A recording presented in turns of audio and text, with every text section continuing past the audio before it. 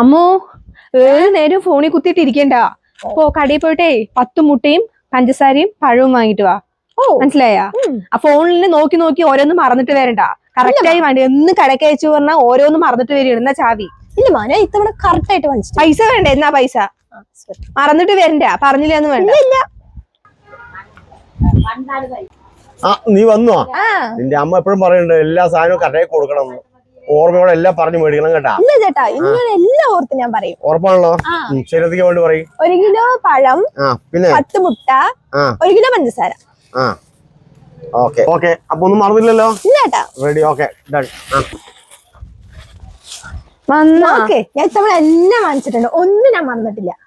ഓരോന്നും മറന്നിട്ട് വരില്ല. അതല്ലേ പറയുന്നത്. വണ്ടി എവിടെ? വണ്ടി കടയിൽ വെച്ച് മറന്നു അമ്മ. ചാവിയോ? ചാവി എടുക്കുന്നുണ്ട്.